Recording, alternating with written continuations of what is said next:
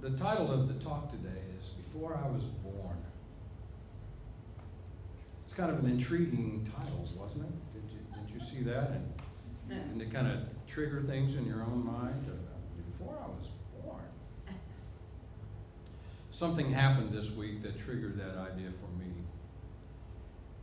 This gentleman was talking about World War II.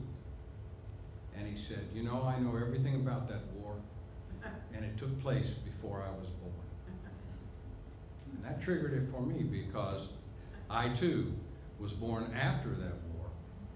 But because my father used me as a way to decompress his psyche from the age of about 4 or 5 years old, he would come in and sit on the edge of my bed, and he would begin talking.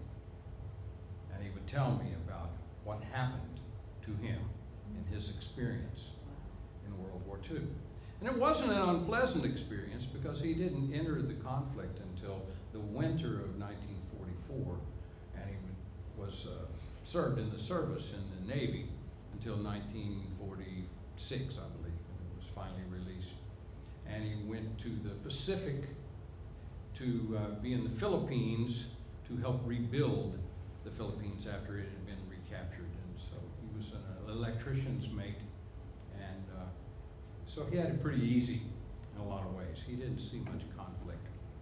He did tell me, though, that one time they were clearing for an airstrip, and as they were pushing some trees out of the way, this guy that was running this bulldozer, a big python fell on top of him as they were doing that. He said that was about the scariest thing that ever happened during the war. But it really made me think that my consciousness and my belief system is based a lot, very much, on things that happened before I was ever born. Then it made me think, born, what this word actually means. To bear, born, we say something is born across the ocean or born across the waves. Carried for a time. That's what happens to each one of us when we enter this earthly plane. Someone else, our mother of course, carries us and bears us along until we are prepared, and then our existence on this earthly plane begins. Our consciousness of it begins. Or does it? Did it happen more than once? Has it happened before? You decide for yourselves on that. You all know what I always say about reincarnation. I don't believe in it, but maybe the next time I will. In other words, I keep an open mind about all this sort of thing. It occurs to me that each one of us have been born into the physical plane, and yet we don't necessarily come fully prepared to experience that which occurs here. Some of it is very difficult. Some of it is very pleasing. And sometimes we get so addicted to the pleasure part of it that we ignore other things that could be beneficial for us. Every one of us know that we've had unpleasant experiences which actually helped bear us forward in our consciousness. Things that we wish had never happened, and then we look back on it and we say, gosh, if that hadn't happened, I wouldn't be who I am today. It's all those experiences. Every one of them are important. The good ones, the bad ones, and the ones that we missed because we were somewhere else in our mind or we were unwilling to look at it. Every one of them are important in our lives. There are two scriptures that come from our master teacher Jesus, which I want to talk about today as well. One of them is when he is confronted by the Sadducees and the Pharisees and the scribes and so forth who are against him. He's teaching in the temple. And this comes from the Gospel of John, the 8th chapter, the 58th verse. They're talking to him in verses ahead of that, and they're saying, we know who we are, and we know who you are, and you're not part of us, and there's this big argument going on. And they ask him, who are you? And he tells them, you don't know who I am, because if you knew my Father, you would know me. He goes forth and he describes all of these things. Finally, he makes a statement that just enrages them. And they pick up stones and they chase him. What he says to them is, they say, we are the sons of Abraham. Abraham is our father. And he states to them, well, before Abraham was, I am. They didn't like that at all.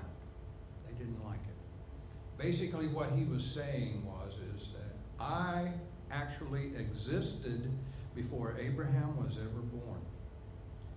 To their minds and their way of thinking, that is impossible, and it is blasphemous, and it has to be stopped and put out.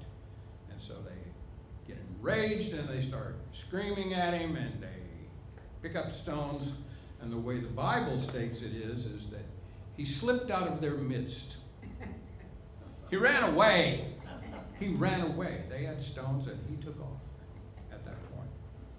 We always pictured that somehow he just kind of just walked through them, walked on by them, and they just kind of stood there with their stones and watched him walking by.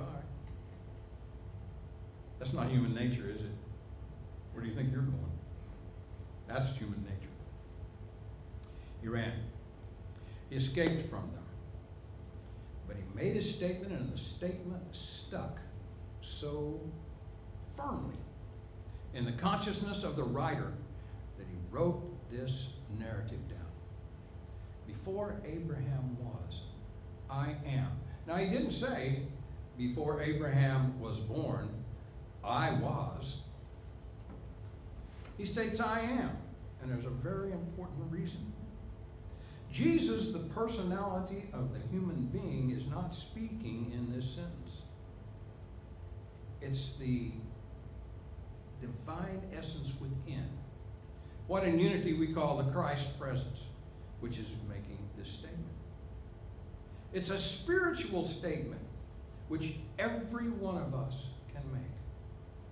Every one of us can make this spiritual statement, but not from our personality, self. That doesn't hold up. For me to say from my personality self to Bob, for instance. Bob, before you were ever born, I was. We know that's not true because chronologically, Bob has more years on me. A few. Not a lot, just a few. A lot. But the whole purpose behind what I'm stating is that taken on the physical level of things, Jesus' statement just seems absurd. But taken on a spiritual level, every one of us can make this statement. If we go back and relate to that quality within each one of us that we call I am. Now, when we go into meditation, that's what we're seeking. We're seeking that center of ourself that has no other, that there is no separation. It's a oneness. That's why we call this movement unity. It's a oneness. We're seeking this. We're after this. We are pursuing it. We are trying to carry ourselves or bear ourselves over once again to this place, when actually it can happen within an instant. Simply agreeing with our physical self that there is something greater and grander that we can attain, that we really are, the I am. You know, that's what, when Moses went to the mount and spoke with God, he wanted God to tell him his name. That was really important to the Egyptians. If you're talking about a God, what's the God's name? What is the God's nature? We want to know. Is this Horus or Seti or What God are you talking about here? This entity, this whatever it is, said to him, tell them, I am that I am sent you. This I amness exists within every one of us and is the thing that we are birthed from. Now, where do we go when we're birthed from it? In this case, in our lives today, we went into the physical plane. But if that is the essence and all there is to it, that's kind of a short-lived story. Something grander is taking place here. Before Abraham was, I am that I am sent you. Jesus is speaking in these terms for a very important reason. Now I'm going to take you to another little story that happens somewhere in the Bible. Story of a very learned man named Nicodemus, who during the nighttime, because he doesn't want to be seen speaking with Jesus, goes to Jesus and tries to get some personal idea about what Jesus is speaking about when he's talking to people. And he goes to him and he says, what is this that you're talking about? This kingdom, this realm. Is it something that you're establishing to come later? Are we talking about some kind of political revolution? Are we talking about some kind of subversion of the government that is? What are you? What are you up to? And Jesus tells him, if you want to go to this kingdom I'm talking about, you have to be born again. Born again. Nicodemus replies to him, as a human being, what, you're saying I have to go back into my mother's womb and be born again? Jesus probably kind of laughed and said, no, you're not getting it. No, this is a spiritual thing I'm speaking of. He replies to him, spiritual? What do you mean spiritual? Because all that was really considered happening and important to the Jewish way of looking at things was biblical, religious. That's all that was important. Spiritual was sort of a new concept. This idea of being born again is change your consciousness. Change your idea of the way that you have looked at life. And it's as though your life starts over. Day one. You know what's amazing about that? Is that we can do this every day. We can do this in an instant. Things aren't going well for you. You don't like the direction everything is heading. Catch yourself for just a second and say, what is mine to do? And what is causing me to think and come to these conclusions? Well, of course, it's you. It's your mind. It's your old beliefs. It's everything that ever has happened before. It's the story of the World War, carried into the present moment, once again. You can change that and be born again at any moment. And in doing so, life becomes important, safe. It becomes livable once again, which wasn't present the moment before. That is entering the kingdom. That is entering the kingdom. It's going in and checking yourself out inside your consciousness and saying, wait a minute, I think I'm kind of getting things screwed around here as far as my belief system goes. And we change that. We change it in an instant. That's the beauty of being able to change your mind. That's the beauty of it. You can change it anytime you wish by simply doing it. That's what born again truly means. That puts you in a safe, good place. It reconnects you when you have these feelings of being separate from and apart from, and it reconnects you and makes you a part of once again. Now, we see this term born again being used in modern time. born again.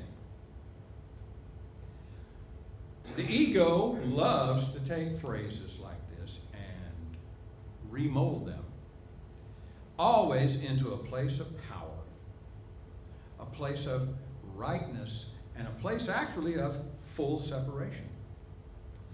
I'm born again, you're not. I'm born again, you're not. I'm born again, I'm different. All that is a sense of separation. It's done by the personality and done by the ego. It's done for a reason which has nothing to do with the kingdom. Nothing whatsoever. Because it's not about being inclusive. It's about being exclusive. Before I was born, there was a world.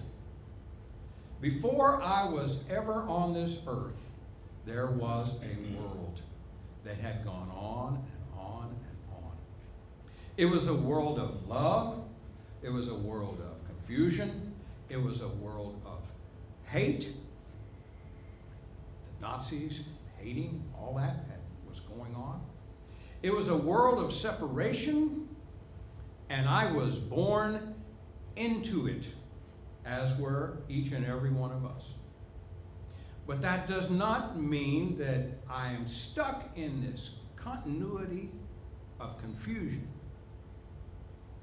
None of us are. We can change it in an instant by simply changing our minds, and that was the true message of Jesus. Change your mind, the kingdom, or this freedom, this wonder, is right there in the palm of your hand. And you just haven't seen it or recognized it. It's there, it's yours, and it is important to seek it. It's important to seek it because that frees us from this continuity of deterioration of the world around us. It is the only way in which the world will renew itself and become peaceful and purposeful again. Now, there's no purpose to this destruction. There's no purpose whatsoever to all of this hate and pushing away of one group from another. It happens only because egos are in charge, and this can cease. It can cease, but it doesn't start when somebody else does it or passes a law or makes a resolution. It happens when we make the decision within, each one of us, one at a time. I'm not the only one. I'm not the only one, and I know this. My being born in 1947 was simply a matter of choice between two individuals. But my being born again is my choice. Being born at this moment, right now, and the decisions that I make from this point on. So look at life that way, if you will. Look at life as not something that is just a continuous thing that starts in the moment of being brought into this world and ends at the moment when you leave this plane, but rather as a continuation that has happened before you were ever brought onto this plane and will continue long after it. You're a part of it. You're a part of it. Each and every one of us are. Let's try to remember that in our lives as opposed to looking outward and seeing all the separation.